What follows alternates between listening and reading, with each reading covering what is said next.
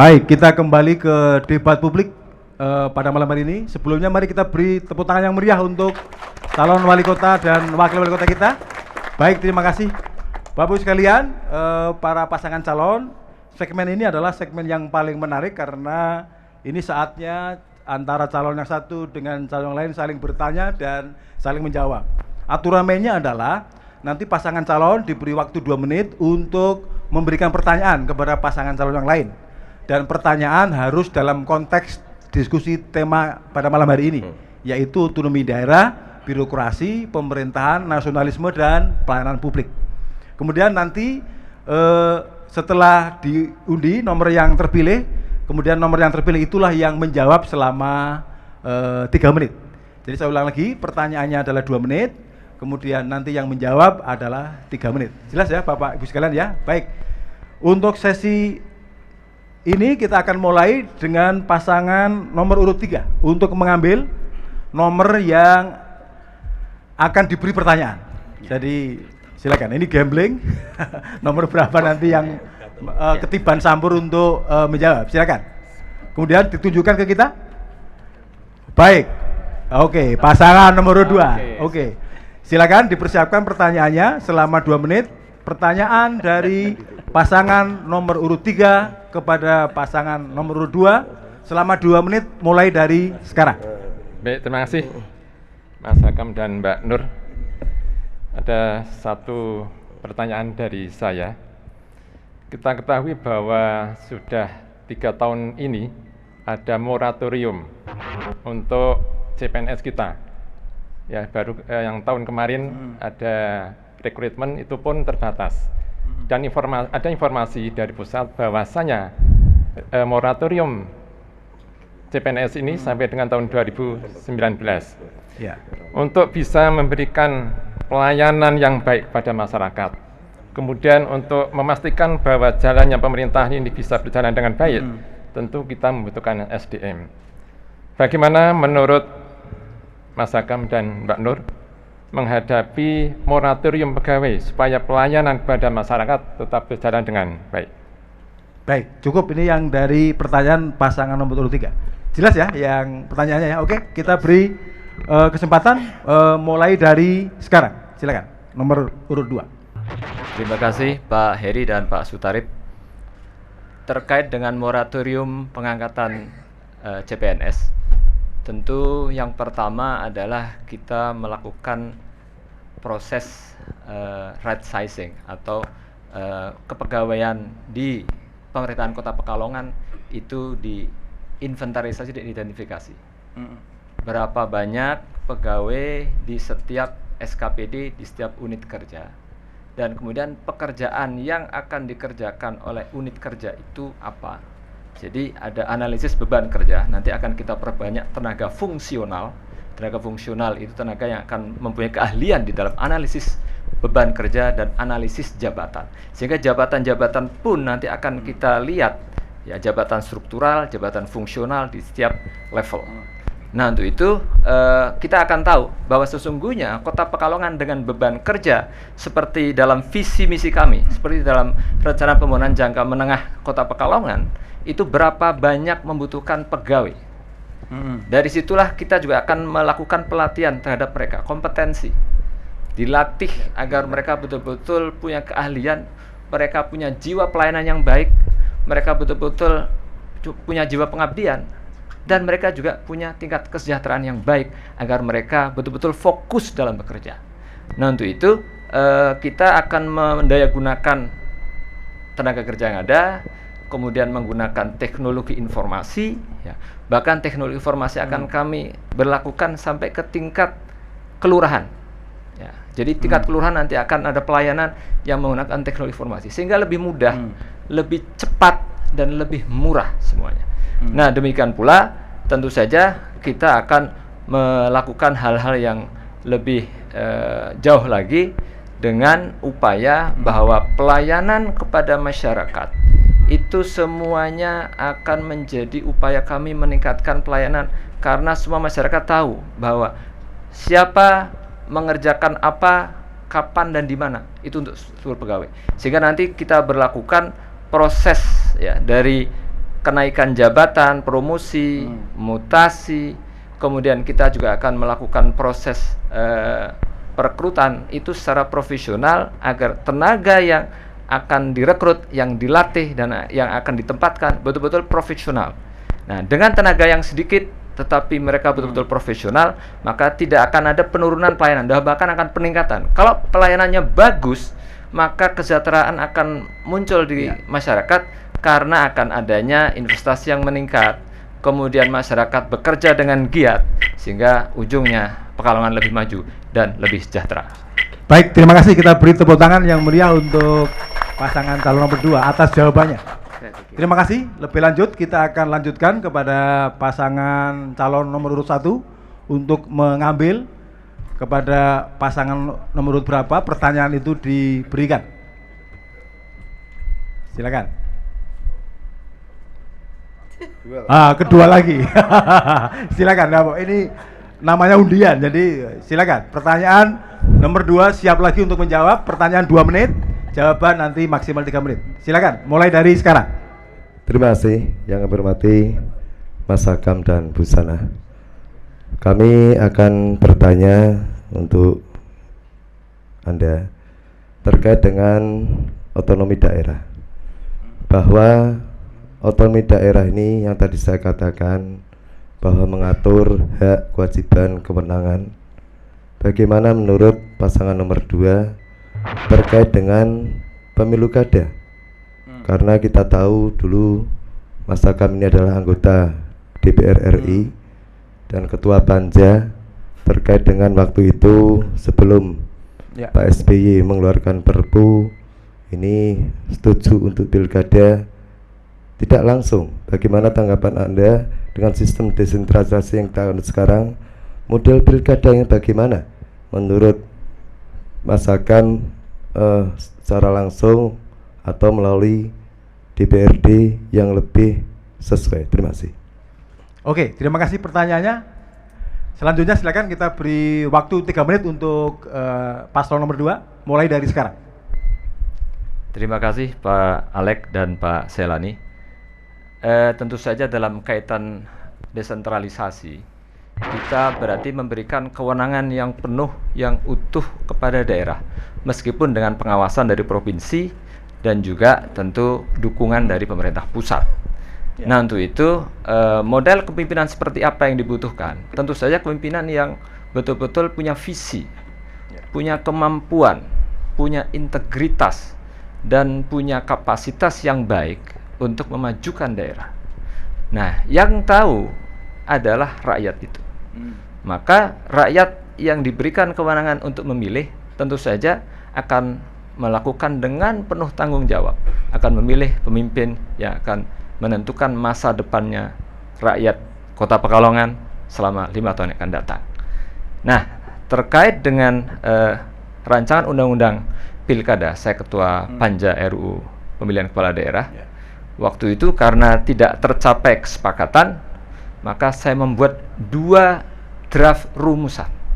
Jadi saya sebagai ketua Panja, saya menempatkan diri sebagai orang yang berada di antara kedua kelompok yang pro pemilihan langsung dan pro DPRD. Kami persilakan, kami buatkan draftnya, silakan untuk diputuskan. Dan kemudian karena melalui pemilihan keputusan dengan pemungutan suara, kemudian pemungutan suara menghasilkan undang-undang dan kemudian disahkan oleh paripurna DPR. Tetapi intinya adalah bahwa ke depan masyarakat itu semakin cerdas.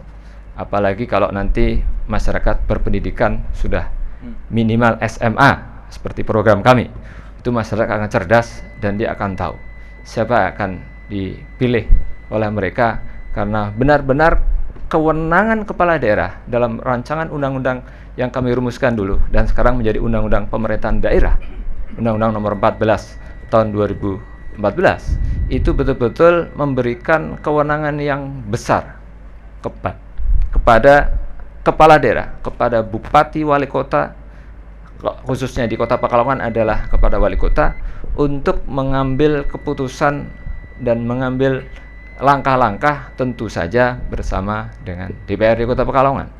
Nah, untuk itu ke depan kepala daerah sebagai kepala yang akan memimpin otonomi daerah dengan kewenangan konkuren yang dimilikinya, ya.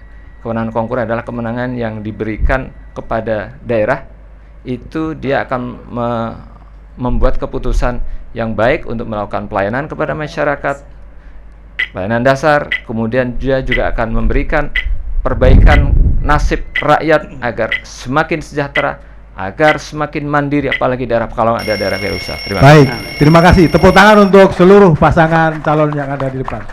Terima kasih sudah. Jadi nomor 2 ini bernasib baik ditanya terus. Kita lanjutkan sekarang, urutannya adalah yang bertanya nomor pasangan calon nomor urut 2. Bismillah. Silakan. Yang ini pasti tidak ke nomor 2. Ya, silakan. Nomor 1, oke. Ini waktunya pembalasan. Siap. Silakan. Oke. Juk saja biar agak santai. Waktunya 2 menit, Pak Agam dan Bu Hasanah, silakan dari sekarang. Terima kasih. Kami melihat bahwa di Kota Pekalongan itu ada satu problem yang sangat serius, yaitu masalah rob. Kota Pekalongan itu berada di pantai utara, dan rob ini sudah semakin hari semakin bertambah, mengikis daerah-daerah yang tadinya belum kena rob, yang tadinya sawah itu bisa ditanami kemudian menjadi rusak. Demikian pula daerah yang tadinya airnya masih tawar sekarang menjadi payau karena rob. Jadi ini problem yang sangat serius, dan ke depan saya kira ini harus ditangani dengan penuh dan kesungguhan yang baik, bekerja sama dengan para pihak, termasuk dengan pihak-pihak yang punya keahlian dalam hal ini. Nah, berdasarkan pantauan saya berkeliling beberapa kelurahan, ya, RT, RW, peningkatan rob ini berjalan sangat signifikan. Tidak berkurang tapi bertambah berat, bertambah besar. Nah, tentu saja yang menjadi pertanyaan adalah karena di pasangan nomor urut 1 tidak dicantumkan, ya kami baca visi misi kok nggak ada. Apakah masalah rob ini bukan masalah yang penting? Kami ingin melihat. Jadi karena kok lihat kok saya baca bolak-balik nggak ada ini program penanganan rob, ya, dan banjir. Nah, maka dari situ kami ingin tahu sejauh mana langkah akan diambil oleh pasangan nomor urut 1 dalam menangani masalah rob dan banjir yang semakin hari semakin menggelisahkan kami khususnya. Jadi kami, saya dan Bu Nur Hasanah sangat gelisah terhadap perkembangan rob yang merusak infrastruktur, merusak kebutuhan di air minum dan juga lingkungan di sekitar pantai utara. Terima kasih. Terima kasih. Sebelum dijawab, saya kira saya ingin ingatkan untuk pasangan nomor 2, tema hari ini adalah otonomi daerah bukan infrastruktur. Oleh karena itu saya minta untuk direvisi pertanyaannya. Jadi temanya adalah otonomi daerah, pemerintahan daerah, birokrasi, nasionalisme dan pelayanan publik. Jadi undang-undang undang-undang pemerintahan daerah itu ada pelayanan dasar, itu adalah infrastruktur. Nah, itu salah satunya adalah saya akan menanyakan pelayanan dasar itu. Jadi pelayanan dasar dihubungkan dengan itu. Iya, pelayanan dasar itu masalah. Karena nanti akan ada tema lagi soal infrastruktur. Ya. Oke, silakan Bapak. Terima kasih. Assalamualaikum warahmatullahi wabarakatuh. Pasangan Busana sekarang Bapak, ya. Yang kami hormati, walaupun pertanyaannya di luar konteks menurut moderator, tapi akan saya jawab. Masalah banjir dan rob di Kota Pekalongan yang pertama harus kita mapping. Dikarenakan Kota Pekalongan salah satu jalur pantura yang ada di Jawa Tengah. Otomatis permasalahan rob ini bukan hanya ada di Kota Pekalongan. Di Kota Pekalongan ada Kecamatan Utara dulu sebelum digabung, dan nanti juga insya Allah akan kita kembalikan lagi penggabungan itu. Dari 10 kelurahan yang terkena rob malah 11. Artinya permasalahan rob ini sudah menjadi sesuatu yang sangat signifikan. Apa yang akan dilakukan oleh pasangan Alexai? Yang pertama tentu yang tadi saya katakan akan mapping.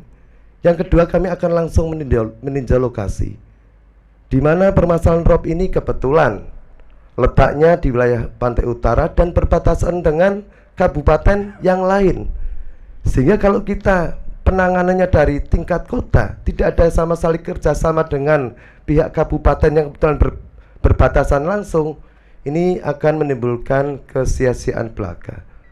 Berbagai macam upaya-upaya penanggulan seperti retreatment, sabuk pantai, kita juga punya teknologi geotube waktu itu yang teknologinya dari Jerman dengan macam-macam pembangunan pendinginan jalan.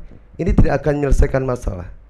Ke depan dengan adanya percepatan untuk jalan lingkar utara yang tentu akan melewati wilayah-wilayah di bagian utara secara bertahap dengan kemampuan anggaran yang ada dan dengan kemampuan jangka waktu tertentu akan kita galakkan, dan untuk APBD Kota Pekalongan akan kita fokuskan untuk permasalahan-permasalahan banjir dan rob.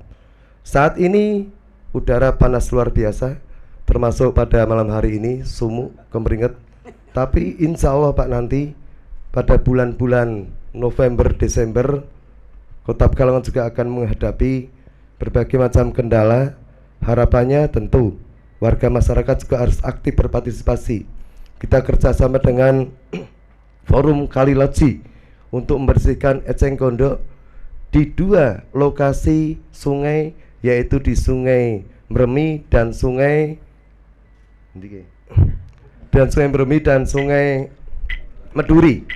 Kita pemerintah Kota Pekalongan juga sudah punya 2 kapal yang akan mengeruk sehingga nanti harapannya rob ini bisa sedikit teratasi. Terima kasih. Baik, terima kasih. Kita beri tepuk tangan yang meriah untuk seluruh pasangan calon kita. Jadi tadi nomor urut 3 sudah bertanya, 1 sudah bertanya, 2 sudah bertanya dan juga sudah menjawab semuanya. Dengan demikian segmen 4 ini selesai. Segmen yang saya kira cukup hangat dan saya kira ini bagian dari proses pembelajaran dan diskusi di antara pasangan calon. Cukup luar biasa saya kira sesi ini. Kita beri tepuk tangan yang meriah untuk pasangan calon kita. Ibu Bapak sekalian, saya kira berakhir ini segmen yang keempat. Silakan dicatat apa diskusi, apa perdebatan. Yang berhak menilai dan menentukan adalah pemilih. Hari ini pemilih disajikan dengan menu 3 pasangan ini. Soal siapa yang akan diambil menunya nanti akan kita tunggu pada tanggal 9 Desember. Saya kira itu kita akhiri sesi yang keempat dan kita akan masuk sesi closing statement yang kelima setelah pesan-pesan berikut ini.